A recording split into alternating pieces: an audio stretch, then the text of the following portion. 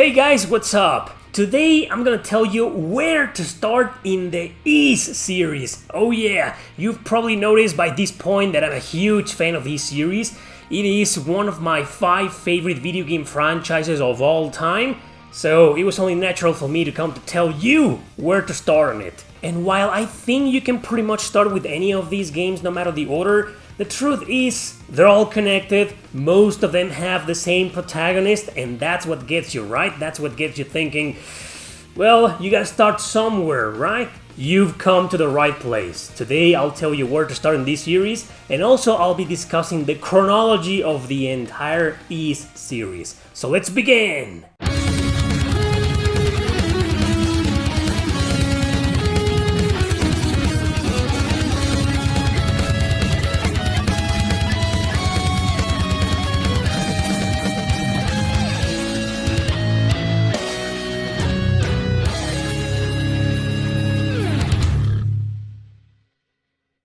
First, let me tell you a little background of the series. Ys started all the way back in 1987 with the release of Ys 1, Ancient Ys Vanished, for a computer system called the NEC PC8801. It is considered as the godfather of action RPGs because, unlike The Legend of Zelda, it focused strongly on its RPG elements, also showcasing what the genre could do in its early 8-bit stages, as many other action RPGs that came afterwards started following similar formulas. The game was later ported to other computer systems and consoles, the Master System version being the first one released in the West. Shortly after, in 1988, its direct sequel was released also for computers of its time. It wouldn't reach our lands, however, until 1990 with an enhanced port of both Ys 1 and 2 on the TurboGrafx CD. By then, that was the best version to play of them until its PSP remake in 2011 called Ys 1 and 2 Chronicles. So, are those two games the right place to start though? Let me show you first the exact chronology of the series. Here it is. I suggest you pause this video to take a good look at it, because if you want to play the games in chronological order, this is the way to go. As you can see, Ys Origin will be the first. It takes place 700 years before the events of the first 2 Ys games, so of course, adult Kristen isn't the protagonist. Instead, you get Unica, Hugo, or Toll. Toll is unlocked until you beat the game with the other 2. This is a pretty short game though, you can finish it in only 10 or 12 hours with one character. It was originally released for PC in 2006 and it didn't see the rest of the world until 2012. A few years later, in 2017, it started getting enhanced ports on consoles, PS Vita, PS4, Xbox One and Nintendo Switch. All versions play great, so that's why Ys Origin is a great place to start. Because it is available on multiple modern systems, because it's the beginning of it all and it explains a lot of the lore of the Ys universe, and most importantly, because it's such an awesome game with phenomenal combat, music and epic boss fights. It's quite challenging, so it might not be the best one for action RPG noobs, but fortunately it comes with an easy mode which makes things pretty balanced. Now, if you finish this game and jump straight into Ys 1 and 2, something in particular might throw you off. It's important to know that most versions of this game have the classic bumping mechanic. You don't control Adol's sword swinging. He pretty much just bumps into enemies and you have to approach them from different angles to avoid getting hurt. It's quite tricky, but it can be done. Later versions of these 2 games also come with easy modes. In fact, that's how I play them, since you have a level cap on both and you can't grind anymore after that. So either you get good or you die and keep trying. And they are the exact same game in terms of gameplay and graphics. The second one includes some monster changing features though, but it truly feels like these 2 are a game cut into 2 parts. There's no point in playing the second one without having gone through the first one. You'll get lost story-wise. This is the reason why they're always bundled up together, so you can play both of them in a row. Now the question is, are they any good? Are they a good place to start as well? First off, yes, they're very good.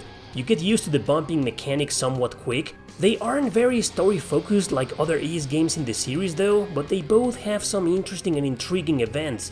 The music, holy Jesus, it's badass, and the PSP remakes have my favorite soundtrack in the entire series. But are they a good place to start? Like I said, they're very hard or normal mode, especially the bosses that kill you in a few hits. So unless you're so damn hardcore and want to jump into a real challenge, start somewhere else. So that's how you start in the Ys series in chronological order. Like I said, jumping from Origin to Ys 1 and 2 might be kinda weird, but if you're planning on playing them all one day, you're gonna have to do that jump sooner or later. But if you couldn't care less about the chronology, then keep watching this video. Most of you watching probably want to start with the best. That way, the series will hook you up instead of disappoint you with its lesser good titles or the hardcore ones, right? Well, remember that the best is always a matter of opinion, and in mine, I think it's safe to say that the best ones out there are definitely 8 or 9, the latest entries in the series. Most people will say 8 and that's okay. It is indeed a masterpiece and strongly recommended. It's on PS Vita, PS4, Switch, Steam, phones and Stadia, so you've got 6 different ways to play it. They all come with different difficulty settings. 8 is a challenging game, though I don't think it's among the hardest, at least not on normal mode. Try easy, it's not that easy and you'll still get your challenge, especially if you're starting to get into action RPGs, or in this particular case, into the Ys series. Nonetheless, I'd rather recommend Ys 9 for very simple reasons. I like the story and the character development here more than any other Ys game, and its combat feels more fast-paced but fluid and controllable at the same time, but that's just my own personal taste. I recommend this over 8 simply because it's one of the easiest in the series. I've beaten all Ys games on easy, but that's because I'm pretty lame at action RPGs.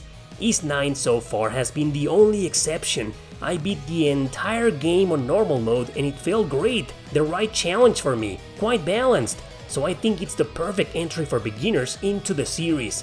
So there you have it, start with either 8 or 9, both games have multiple party members, and you can switch to any of them at any given time, merely by pressing one button. All of them control differently though, so you'll have different choices until you find the one that suits you more. And by the way, Ys 9 is on PS4, Switch, Steam, and well, Stadia too, if you actually care for that system. If you're still watching this video, that means you want to know which one is the hardest and which one is the easiest. You want to start the easy way? I think I already told you, Ys 9 for all the previously mentioned reasons. Actually, I believe all of the Ys games with playable party members are easier than all the others with no party members. They started being playable when Ys 7 was released on the PSP back in 2009. It was also released on PC. That game is pretty balanced too. It's another great place to start, just like Memories of Celceta on the Vita, PS4 and PC. These two, I found them to be slightly easier than Ys 8 even on normal, so if you don't have access to Ys 9 or you don't want to start with something that easy, 7 or Celceta are probably your best bet. And yes, they're pretty amazing games. But oh no, you want to start the hardcore way. You don't want to be treated like a beginner, even though that's what you are if you're still watching this video. Well, let me tell you which one I found to be the hardest of them all. The infamous Ys 3. This little gem was originally released on computer systems all the way back in 1989. As usual, it didn't make it outside Japan until its TurboGrafx CD release on November of 1991. Between that year and the next one, we also got the Super Nintendo and the Sega Genesis versions. Its 2005 PS2 release stayed in Japan, but that same year, it got a remake on PC called The Oath in Felghana. That same remake will be released on the PSP 5 years later. And that, my friends, is the best version to play of this game. And it's still the hardest Ys game ever made in my opinion. It comes with an easy and very easy mode. Easy is still pretty challenging, at least in the North American release. In the European release, it's a freaking walk in the park for some reason, so if you leave over there or get that version, play it on normal. No early level cap here like in the first two games, so you'll be fine grinding your ass off, which is something you'll need for most bosses, or until you get good, because the majority of them are quite vicious. But if that still isn't enough punishment for you, then be my guest and try the 16-bit versions. Let me warn you, however, that they are side-scrollers, much harder than the remake. Story is expanded in the remake with more character development. In the original versions, it's kinda bare bones, but it's there. I recommend watching a video I did where I ranked all the Ys games from easiest to hardest. In that video, I explain why I think this game is so hard, and pretty much why all the other games are either hard or easy. Which of the three 16-bit versions is the hardest? I'd say the Genesis one, but the difference isn't that notorious. Any of those three will kick your sorry ass either way, so good luck.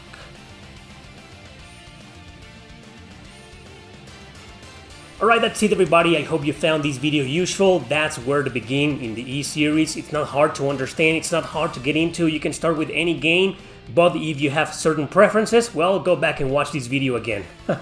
Thanks for watching, don't forget to subscribe and share this video with your friends. See you next time!